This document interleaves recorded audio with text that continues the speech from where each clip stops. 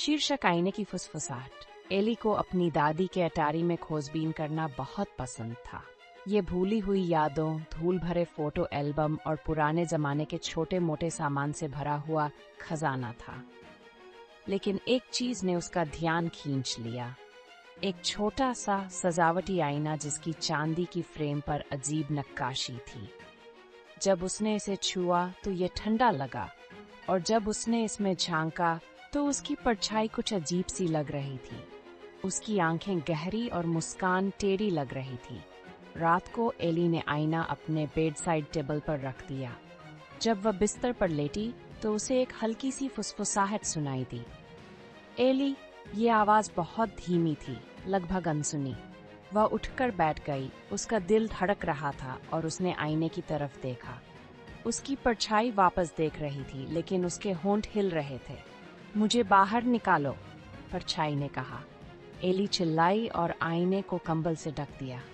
वह पूरी रात जागती रही। फुसफुसाहटें तेज होती गई, ज्यादा जोरदार हो गई। सुबह तक वह थक चुकी थी, लेकिन आईने से छुटकारा पाने का फैसला कर चुकी थी। उसने आईने को तोड़ने की कोशिश की, लेकिन ये टूटा नहीं।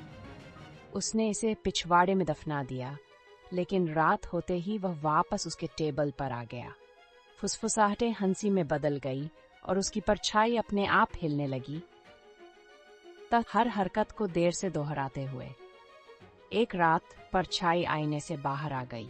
वह एली की तरह दिख रही थी, लेकिन उसकी आंखें खोखली थी और उसकी मुस्कान बहुत ही चौड़ी थी।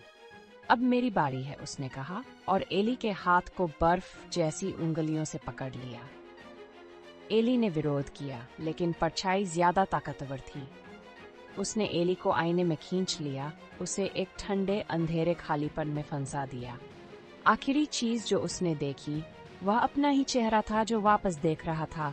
अब उसकी जिंदगी जी रहा था, उसकी मुस्कान पहने हुए। अगली सुबह एली के माता पिता ने उसका कमरा खाली पाया। आईना टेबल पर रखा हुआ था, जिसमें कुछ नहीं दिख रहा था सिवाय एक खाली कमरे के। और कहीं शीशे के अंदर एली चुपचाप चिल्ला रही थी, हमेशा के लिए फंस गई।